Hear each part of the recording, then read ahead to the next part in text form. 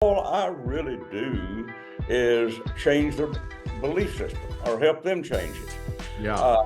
Because our belief system is the dominant factor that controls everything that happens to us. And I learned this a long time ago, that if we can change our belief system, we can change what happens to us. Yeah. So the best way to improve your life is to improve your thinking.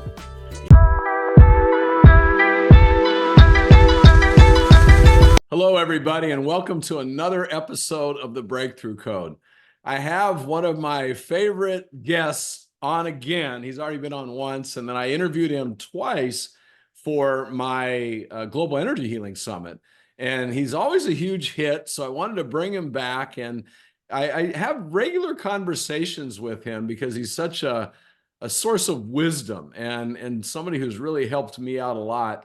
And in one of our last conversations, and by the way, this is Raymon Grace. You probably recognize him if you've seen the Breakthrough Code show before, or if you've gone on to my Global Energy Healing Summit in the past.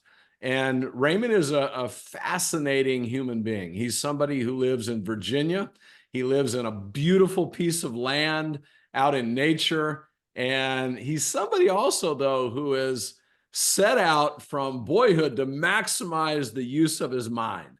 And he started with the Silva Method, was an instructor of the Silva Method, which back in the day, millions of people were reading that book and learning how to do that. Raymond was one of the top instructors teaching people how to use their minds. Then he studied with shamans, and then he really mastered something called dowsing. And Raymond dowses in a very unique way. He actually, you have a little pendulum that you dowse with. Raymond's is a bullet. and he can get answers from his intuition. So it doesn't really matter what he's dowsing with. He's accessing his intuitive nature and finding answers to help people. So one of the things, Raymond, that you and I were talking about, I don't know, maybe the last couple times we talked, was you had a doctor that is now bringing you in, and you've helped people with health issues and all sorts of issues for decades now. And was it 190 countries, 140 countries, some crazy number like that? How many, do you remember how many it is, Raymond? How many countries? Well, I believe at last count this week, it was about 157 people we worked on since the first of the year. Yeah, no, that's with the doctor, but countries all over the world. So with this doctor, the doctor's bringing Raymond in to work with patients, and they're getting really great results. So I wanted to let all of you know what the heck he's doing, because these are some things you can help yourself with too. So Raymond, tell us the story about the doctor and how that came about, and then we'll dive into some of the things you're working on that our listeners could also help themselves with. Well, Tom, I received a letter late December, I believe it was, a very polite written letter. This fellow had heard of me, and I've got a little bit of hoarseness in my throat today, so I'll have to clear my throat from time to time. And he wanted to get acquainted. So I called him, and we had a very pleasant conversation, and he wanted to know if I would work for him and help him out. And I said, well, we can give it a try and see how it works. Yeah. And it has worked real well. Now, he has a cancer clinic, and I work with patients, but I never mention the word cancer. Yeah. What I do, I work at changing their belief systems. And he said that he's having fantastic results. I hear him tell a lot of his patients this, about how much success that he is having now with them. And all I really do is change their belief system or help them change it. Yeah. Because our belief system is the dominant factor that controls everything that happens to us. And I learned this a long time ago, that if we can change our belief system, we can change what happens to us. Like the people that always say they have bad luck. If they didn't have any, if it wasn't for bad luck, they wouldn't have any. Well, they're never going to improve like that, as long as they think that way. Yeah. So the best way to improve your life is to improve your thinking. So what happens, we do all of our sessions by Skype, by Zoom. So we may have someone in a foreign country, and there'd be three of us talking, the doctor, the patient, and myself, all just having a normal conversation with each other. And I check the other person out, and that people I've never met before, and tell them what it is that their body really believes.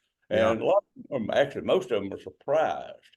They didn't realize that they had so many belief systems that were actually making them sick, affecting their prosperity, affecting their happiness. So the bottom line is, Tom, if we can help a person change their belief system and their process of thinking, we can help them change their life. And that's really what I've been doing for years. It's just that I'm getting more opportunities to do it now, that I have a professional doctor to work with who has apparently a never-ending line of patients. Yeah. So we do about 2 or 3 every morning, 6, sometimes 7 days a week. Yeah. And it's working out quite well. Some of them come back for more, and we work on all manner of problems. I wouldn't even try to describe everything we're working on. That's Yeah. wouldn't profitable. But bottom line is, we're helping them change the way they think. Yeah. So Raymond, first of all, that's amazing. And how did you discover? I believe, I absolutely totally believe what you're saying, that our belief systems are the most important thing. You can get all sorts of medical interventions. They can try and cure, even with cancer. You know, you can take out a cancerous part, right? A tumor, a cancerous part. But if the belief system is unchanged, that's when you see a lot of cancer reoccur. How did you discover the importance of the belief system in healing, being healthy, wealth, prosperity? How did you discover that the belief system is really at the core? Well, I'm glad you asked, because the truth is, there was something coming to mind just now that I hadn't thought of in years. That's kind of the way my mind works. You Yeah. trigger something in my mind, I might have thought of 40 years ago. And I remember reading a Bible verse one time, says, as a man thinks in his heart, so he is. So I kind of took that seriously. I'm not an authority on the Bible, but I read it for a fair amount. But I remember that one verse, and I really took it seriously. And then once I got acquainted with Jose Silva and his method of teaching, and he greatly emphasized positive thinking. So did Henry Ford. He said, whether you believe you can or believe you can't, you're right. Mm-hmm. So I've just picked up bits and pieces from intelligent people over the years that all points to the same idea. The first rule of success is think of what you want, not what you don't want. Yeah. And I try my best to get that across to the people in my classes. And see, I can listen to a person talk for a while, and I can tell why they have the problems they have. If they're always complaining about something, or something's never going right, it's like they are looking for something to go wrong, and they always find it. Yeah. Yeah. Yeah. You had a situation with your knee, I know several years ago, where you had and you kind of traced it back to a belief that you inherited probably from your dad, I think, because he had a bad knee, right? Right. And then you started developing that. Tell us how you turned that around and fixed your knee. I'll be glad to tell it because I'm really well pleased with the results that we got on that. What happened? Dad had a crippled left knee, which he suffered with up until the time he passed on. Well, it wasn't very long after that my left knee started giving me trouble. So I was friends with an old Indian medicine man, Chief Two Trees, over in North Carolina, a very good friend of mine, very intelligent man. So I visited him one day and told him what the problem was. And all he said was, yeah, he had the same problem. When his dad passed on, he picked up the problems of his dad, Mm. but he never told me how to fix it. Yeah. Nobody did. One time I limped for 32 years. Not every day, and some days were kind of severe. Some days it didn't bother me at all. There were days I could actually run. Mm-hmm. But overall, the problem didn't go away. Mm. So I was watching a video that someone had sent me. I don't even recall who the speaker was, but the speaker was discussing DNA. And the words that got my attention so much was he said 95% of human DNA is junk. We don't know what it's for. It's not useful for anything. Well, that didn't hit me just real well. I think, you just haven't got smart enough to figure out what it's for yet. So, I mean, I'm pretty blunt about my comments, as you Yeah. well know. Yeah, I know that. So I thought, I got to thinking, what the speaker did, he made me think. And I got to thinking about this. I bet I could change it. I don't know, I can't. And a lot of times people ask me how I do things, like whether it's energize water on the other side of the world or turn arsenic into water or whatever it is. They said, how do you do it? And my standard answer is, well, I didn't know I couldn't. That's amazing, but amazing answers. It's that simple. That's what's so amazing about it. It's that simple. I don't do anything that's complicated. So what I did in a matter of less time than it will take to tell it, I went back in time, and you say how? Just with my mind, by intent. Because when people, I have another answer when people ask me how I did something. Besides, I didn't know I couldn't. I did it with intent, and the answer to everything I think I've ever done. Yeah. I had an intention to do it. So what I did, I set an intent to go back in time to a moment of conception and remove all information from all strands of my DNA that contributed to a crippled and non-functioning left knee. I tried to put all the words in the right order. When I did that, the next thing I did was, I said, I want to put, at moment of conception, put the appropriate information in all strands of my DNA to help me to create a perfectly healthy, functioning, and totally pain-free left knee. Next morning, I couldn't walk. I had to get a cane to get to the kitchen. I'd never walked with a cane before in my life. Yeah. Well, I hobbled around with that cane for 2 or 3 days, and I talked to my friend Jeff Jones that you met. Yeah. And I said, Jeff, what have I done here? This is not the way I planned it. He said, you did all right. He said, you fixed your knee, but the rest of your leg hasn't got accustomed to it yet. So he said, it's going to take a while. Well, it did. I walked with a cane for 3 months. Then I walked with one for another 3 months, just periodically when I would need it. Maybe if I was going in a grocery store, I might take a cane in there or something. But normally around the house, I didn't need it. And then I just stopped carrying the cane with me because I didn't need it anymore. Yeah. Now I'm taking strides, long strides, climbing hills, mountains, like I did 35 years ago. Yeah. Yeah. That's amazing. But let me put something else right here to the folks. If you have a body part that is not working correctly, doesn't matter what part it is, thank that body part every day and put the spirit of love in it. Now, that may sound strange, I realize that, but most everything I do is pretty strange. I find that each part of a human body has its intelligence, and it responds to gratitude. And it would also respond to ridicule and complaints, because I have noticed the people that complain about whatever part of their body is giving them trouble don't ever seem to get well. Yeah. Why? Because they feed the problem every day. Yeah. So if you want to change something in your body, you've got to think of it the way you want it to be, in good health, working properly.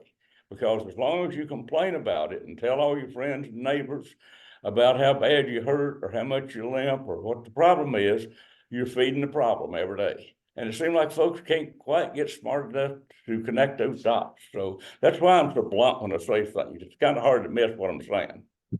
Yeah. Well, that's also why you're so successful in what you do, because you're when you commit to something, you're all in. You're not, okay, is it going to work? Is it going to work? You're just bam, all in. And so your mind follows that. It follows you. You're a great leader of your mind. And I think a lot of other people, well, actually, I'm going to ask you this because I think people hear this and all the best advice, from the ages is exactly what you're saying. Decide what you want, focus in on it, believe it, feel it, and continue to believe and feel it until it happens. Jesus said in the Bible too that that, he was talking about the miracles he did, that, these things I do, you can do too. You just need the faith the size of a little mustard seed, and you tell that mountain to move, and the mountain would move. Why do people, well, rather than saying why do they struggle so much, because I know why they struggle, they just don't have certainty. You have so much certainty, but how does somebody change their mind where, let's say they've got an achy knee, and that achy knee hurts, and that hurt, that pain is pulling their attention to it, and they makes it real every time it hurts. Your knee was hurting, but you had a different belief about it. You said, hey, it's already healed, my leg's just adjusting, right? Or whatever it was. But how do people do that? I think that's the biggest thing people struggle with, Raymond, is they keep looking at the current reality, and you're beyond the current reality. You're taking your body and the parts, and we'll talk about body parts in just a minute, but you're taking it beyond reality, and you keep your mind beyond the current reality. How do people do that better? What advice would you give them? Well, I guess you just did, Tom. But I'll try to improvise on it maybe a little bit. And by the way, you folks watching this, if you see me looking off to the right, it's because that's where I'm looking at Tom's picture, and I hear him better if I'm looking at him. So that's why I'm not always looking directly at the camera here. But how do you do it? Well, first off, you got to start thinking. And I found that a lot of folks just don't think. And you need to use just simple, what I call logic.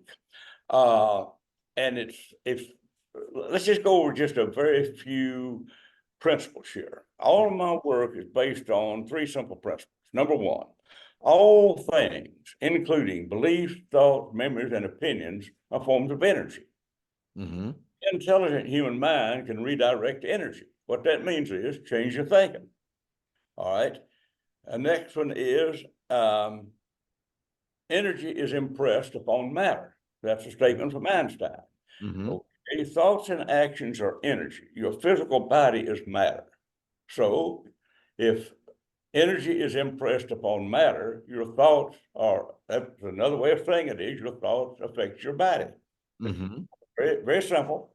Yeah. Einstein said a lot of stuff in very few words. And one of his favorite things he said was, energy follows thought. Yeah. Well, that means wherever you put your thoughts, you put your energy. Yeah. If you put your thoughts into aches, pains, and poverty and trouble, that's what you're going to get. Yeah. Put your thoughts into something you want. I would suggest that people set goals, write them down. Yeah. Why? Because when you write a goal down and read it every day, it helps to affect your mind to believe it. See, we are affected by what we hear, whether we believe it or not. And there's a lot of negativity out in the world that affects people, but they don't really pay much attention to it, that it affects them. This is why I'm very particular where I go and who I associate with. Mm-hmm. I want to associate with winners instead of losers. Yeah. And I don't go where there is negativity. Mm-hmm. And someone may be asking, well, how do you know? Well, I'm a dowser, so I simply douse the energy of a place before I go there. Yeah. Now, this is getting out a little bit further than what you've asked, but so many people check with me about going on a vacation, getting on an airplane, and I always check the energy of these places. I check for potential danger. That's just another thing you can do with doubting. But bottom line is, choose people and events that empower you and make you happy. Yeah. And you say, but I'm obligated to go to some kind of an event with people I don't get along with. You have chose to be obligated. I choose not to. Mm-hmm. Yeah. It's that simple. Yeah. I don't go around low energy people and low energy events. Yeah. Simple. Yeah. And you don't let your mind go to even thoughts in you don't let your mind go to realities that other people would go to, like, oh, my knee's not fixed, or whatever, or I've got this, or I've got this ache, I always have this.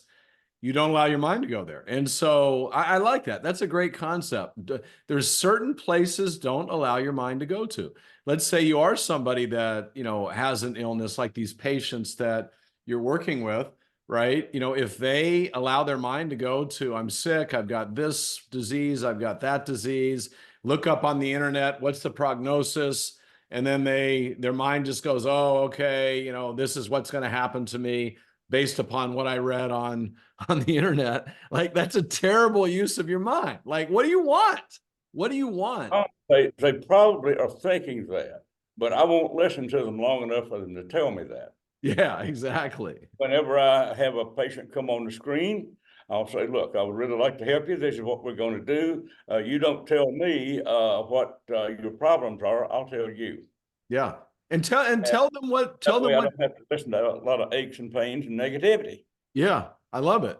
And also, if you did listen to all that, you'd probably get, I mean, you wouldn't, but the average person would get some negative limitations of what could be done. One of my favorite stories, and we've told it before, is when you had the farmer called you up and said his hay crop, friend of yours, his hay crop had been sprayed for weeds, but they put the wrong spray on it, and they did Roundup and killed his crop. But he didn't tell you, and you didn't go look at it and go, oh, geez, look at it.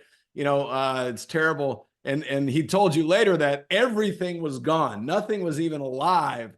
And you didn't even know that. In your mind, all you did was, all right, Roundup, what's the frequency of that in my mind?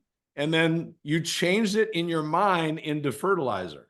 That's what you did. And you did it, but you didn't just do it with, okay, let's see if this is going to work. You did it with belief, and then you let it go and you went on and did whatever you were doing.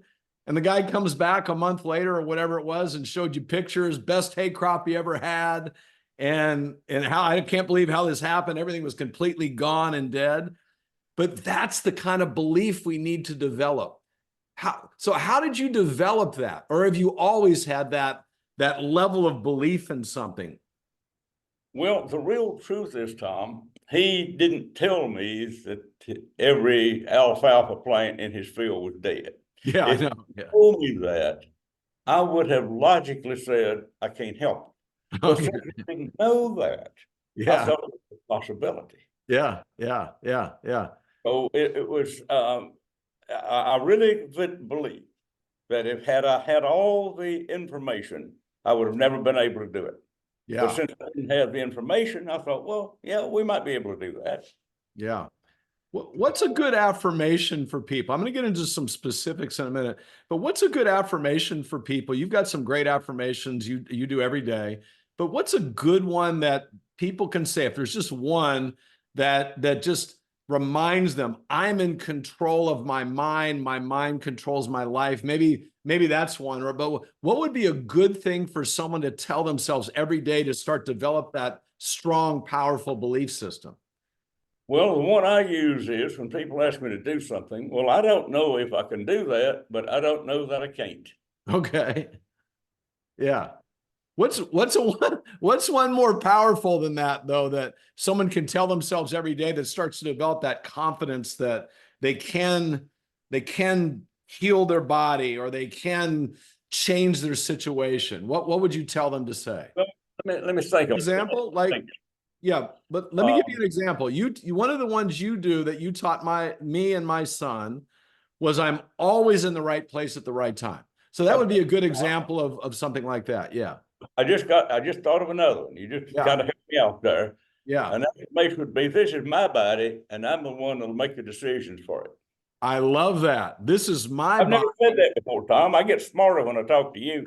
I love that. This is my body. I'll make the decisions for it, right? I'll decide how healthy my body is. I love that. I love that. So, and by the way, when we do that, we start to take back power.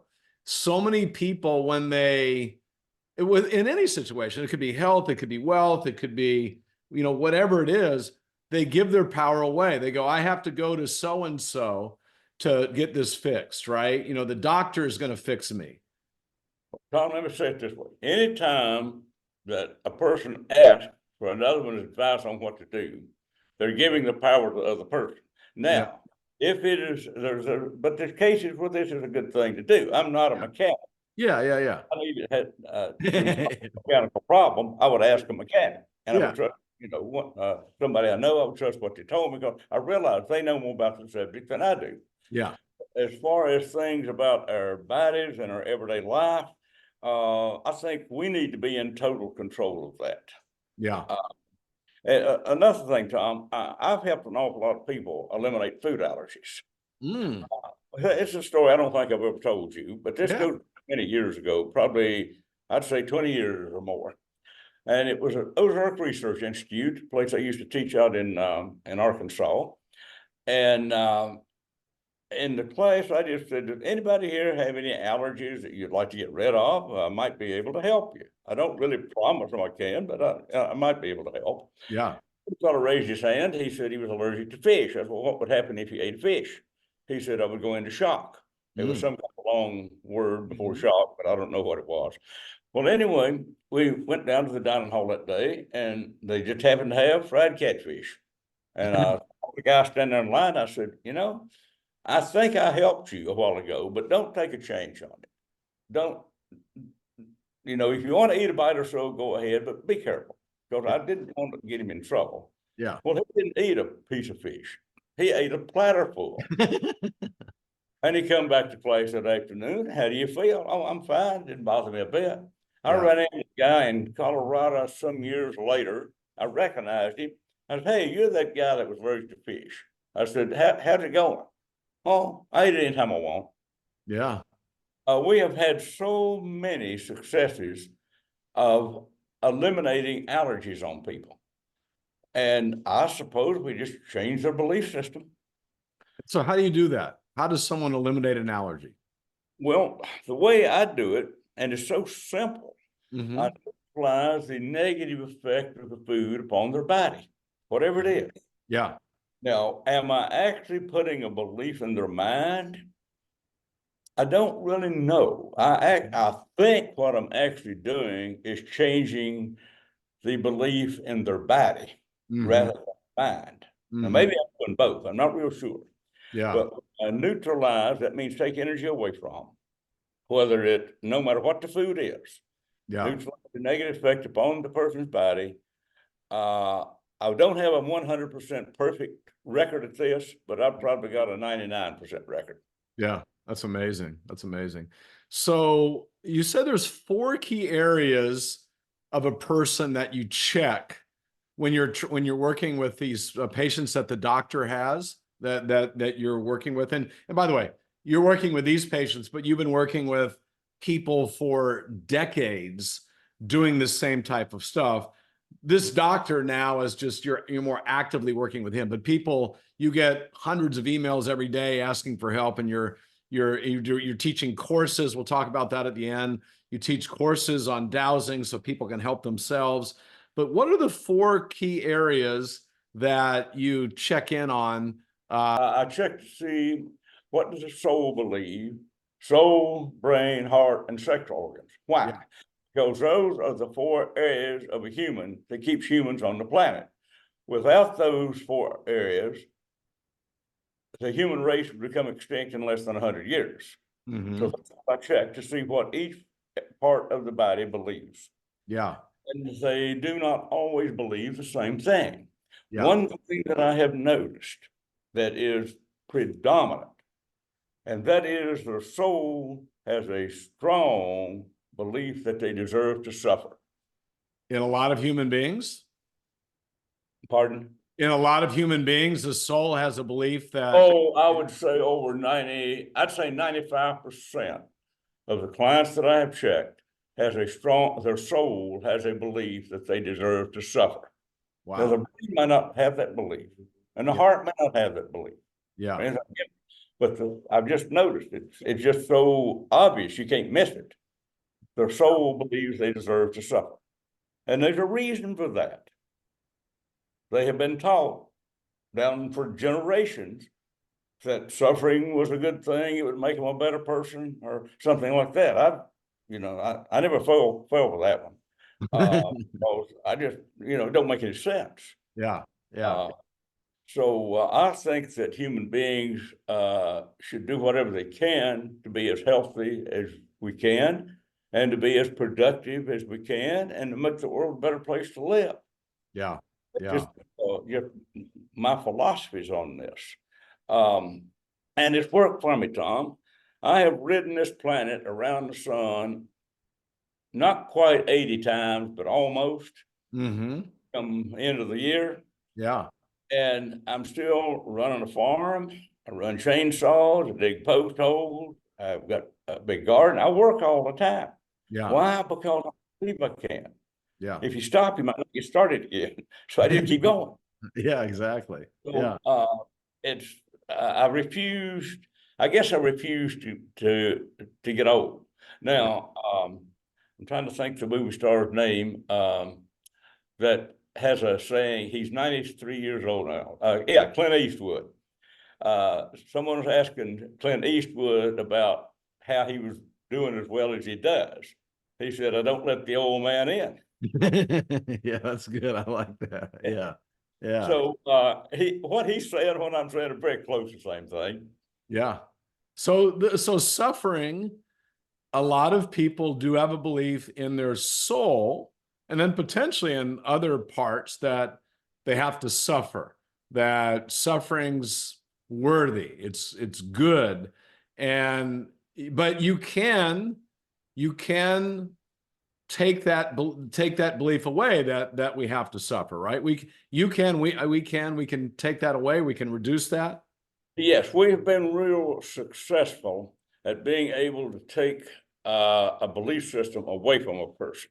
Now, sometimes they'll backslide and you have to do it again for them. Not everybody is going to respond equally. Yeah.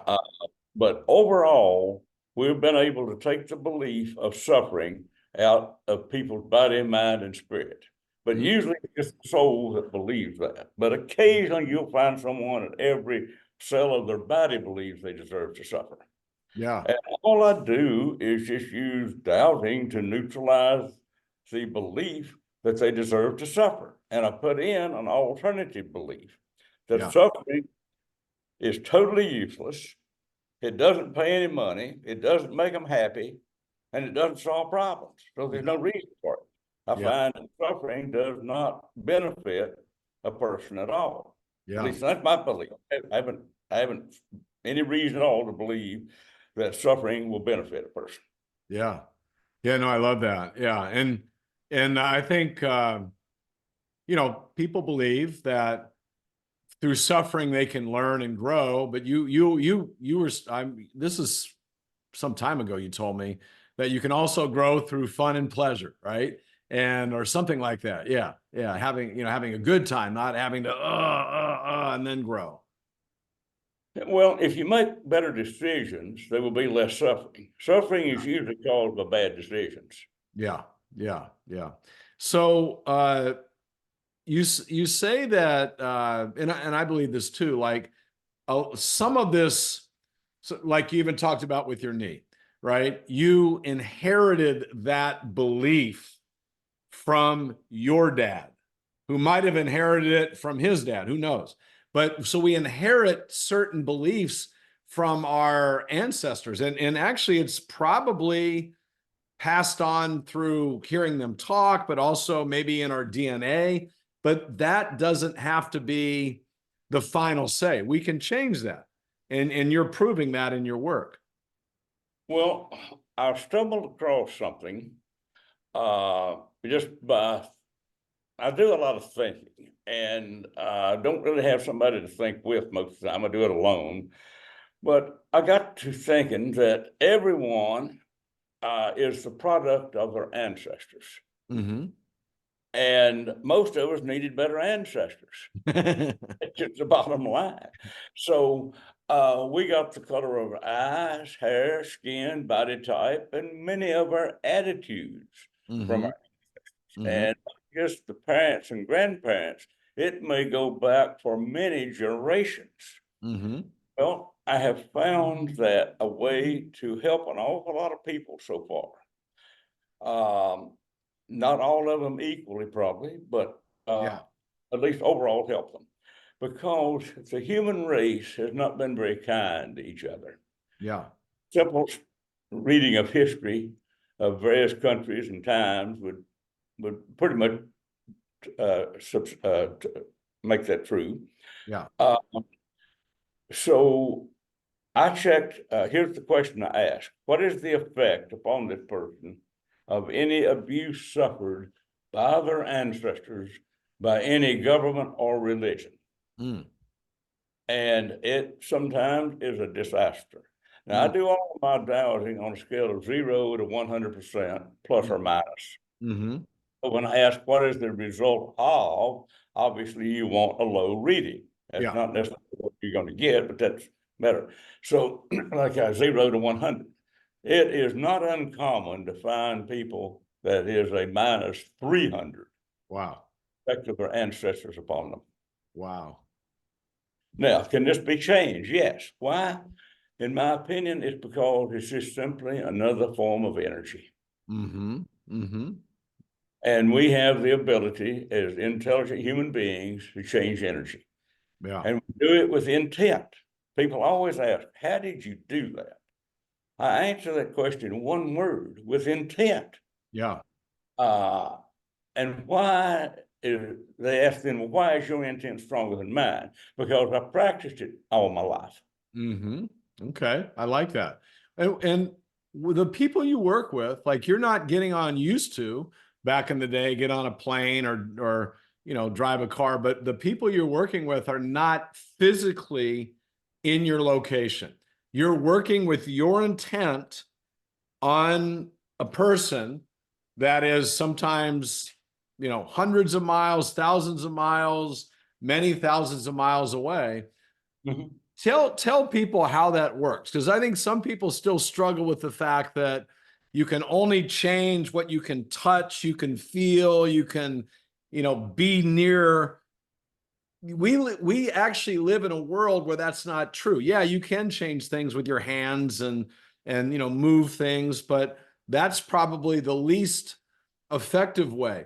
When we're really moving energy, the mind in quantum physics has proven this, the mind can move energy anywhere. But just talk about that, your belief about that. Well, let me see here, Tom. Let's see where we need to start with this. At one time, the world kind of beat a path to my door for me to do physical healing work on. Yeah. Well, that got out of hand, so I had to stop that. And then I thought, well, I can work on people at a distance. Why? I guess I just believed I could. Then I found out that distance was not a factor. I can work on people in Europe and in Australia. So I think the belief that we can do it is the main thing. As long as whether we believe we can or can't, we're probably right. So I started experimenting.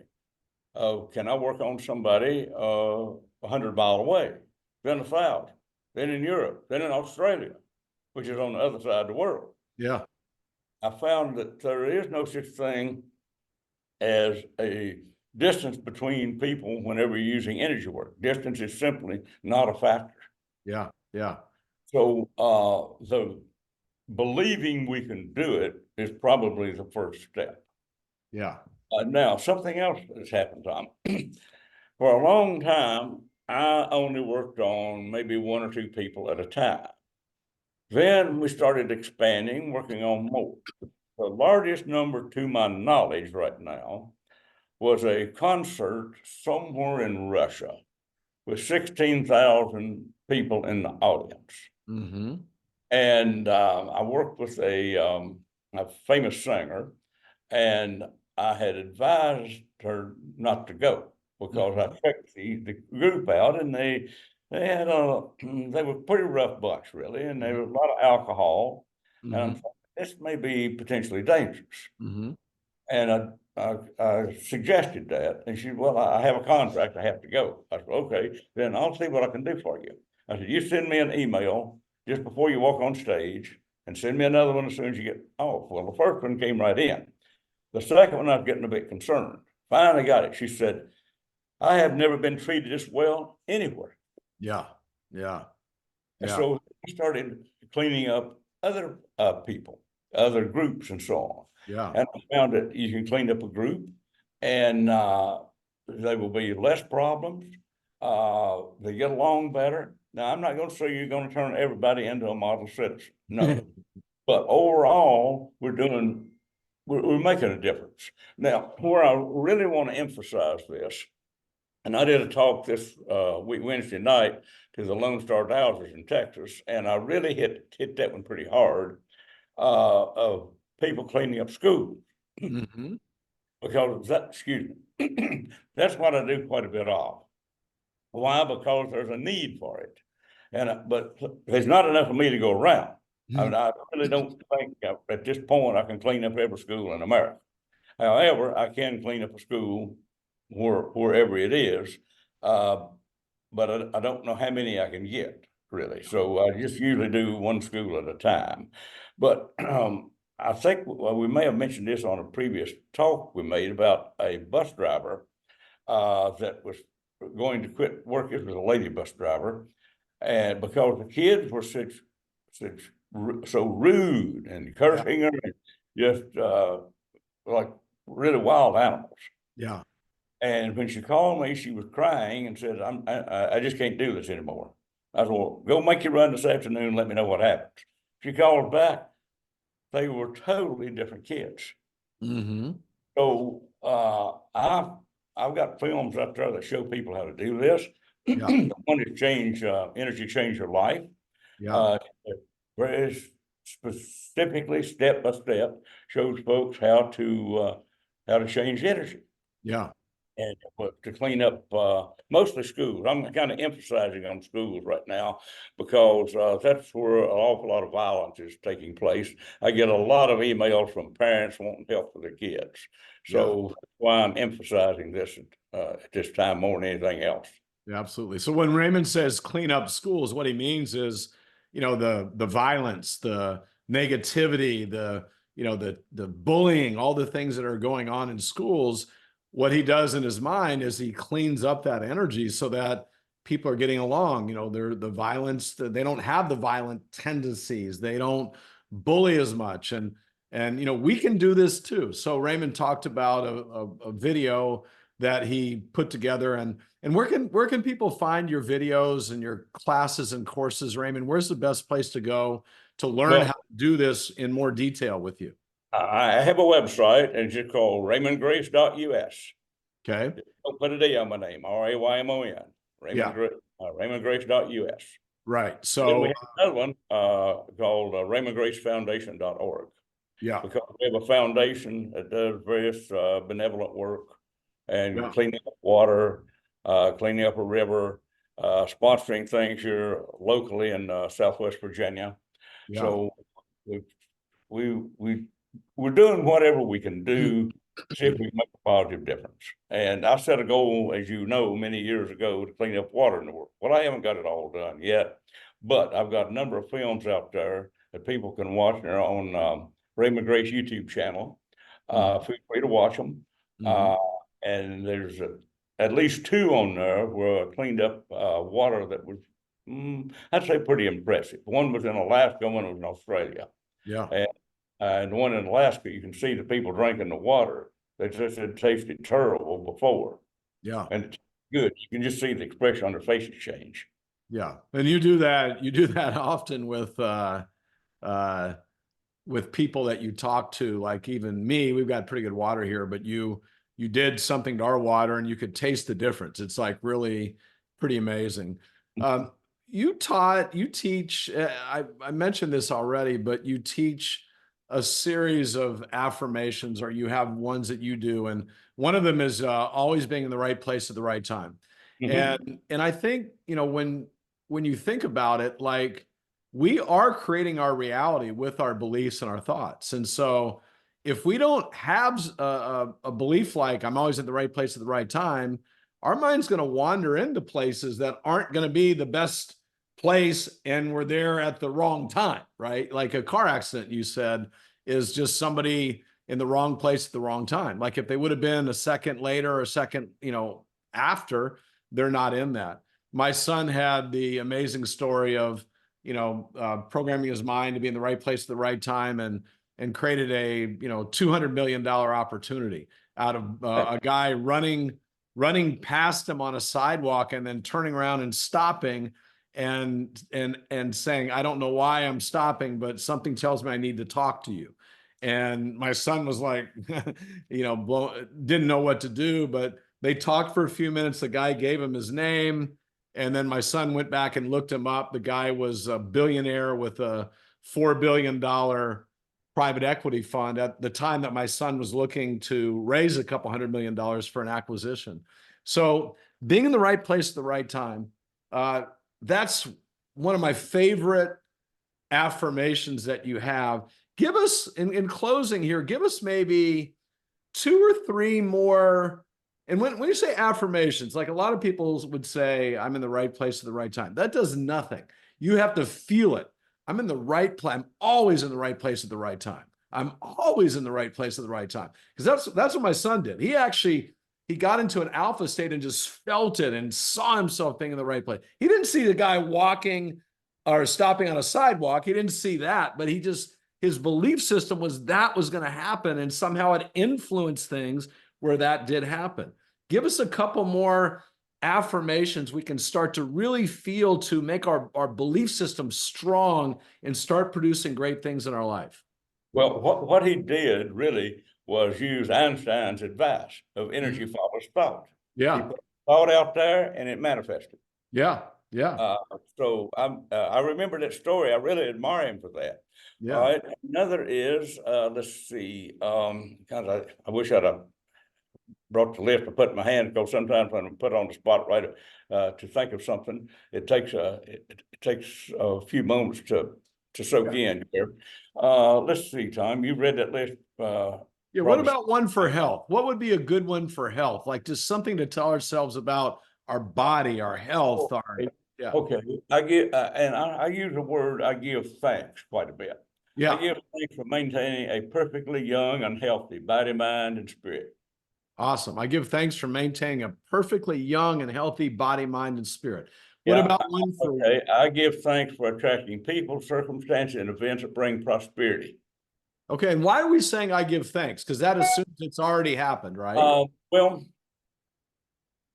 I guess it's just my way of thinking. I'm not saying anyone has to do that. Yeah, I like it. Okay, maybe I can give you a better answer. If I ask for something, I'm saying I don't have it. Right. If I give thanks for something, I'm saying I already got it. Okay, awesome. I like that. So before everything that you actually want to see more of, start with I give thanks. Well, I don't ever ask for anything. Yeah. I give thanks for everything. Yeah, I love it. I love it. And that's what creates it. That's what creates it and makes it real, is giving thanks. And by the way, that's probably that's the best way to pray for anything, is to give thanks for already having it, right? And then your mind believes that it's already there. I give thanks for being kind to my family, friends, clients, and animals. Another one. So my life is different than most people living back in the mountains like I live. So anybody living in the city might have a different one, but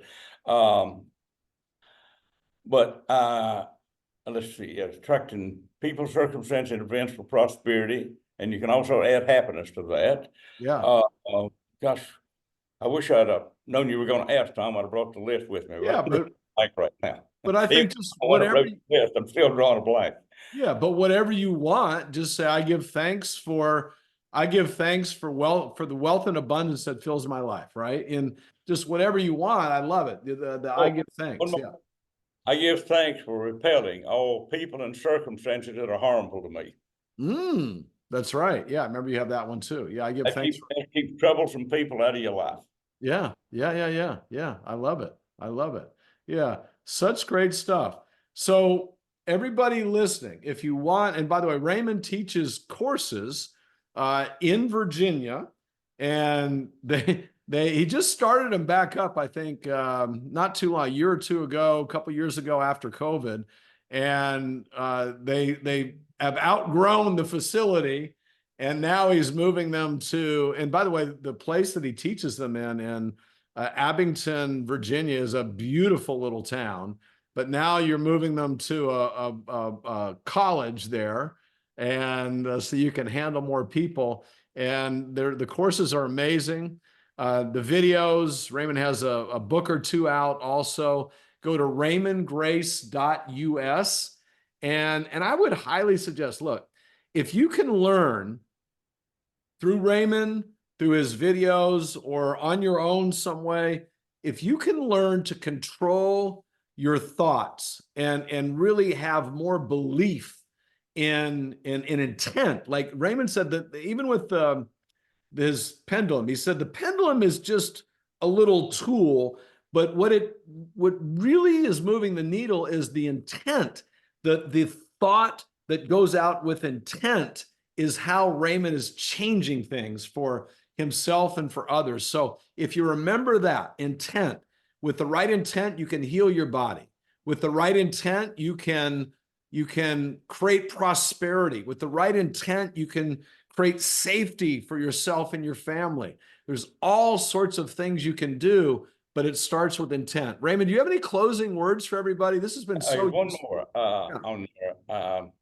I give thanks for repelling all people and energies that are harmful to me. I think I put that one in maybe. Yeah, you just said that one. Yeah. Probably just quote Einstein again. Whether you no, this is Henry Ford. Whether you believe you can or whether you believe you can't, you're probably right. So Yeah. which way you want to do it. And the future's yours. So make the best of it. Yeah. Raymond, thanks so much. It's always so great having you on. You've been somebody that's had a huge impact on my life. And part of the big thing I think that I learned from you is I've always had a strong belief, but sometimes, and even though I teach things like, I'm human and I find myself, sometimes like, is this really going to work? And I just find with you don't ask that question. You just go in and you do it, and then you move on with life, and then you see what happens, right? And yeah, were you gonna say something? Well, here's another one, Tom. Yeah. You're a public speaker. I always say the right thing at the right time in the best possible way. I love that. I always say the right thing at the right time in the best possible way. That's one of the ones I've taken from you also. So thank you. Thank you so much. You're such a dear friend. You do amazing work. You are a gift to the planet. Really appreciate you being on with us again. Thanks so much, Raymond. I thank you for the invitation and wish you a good day.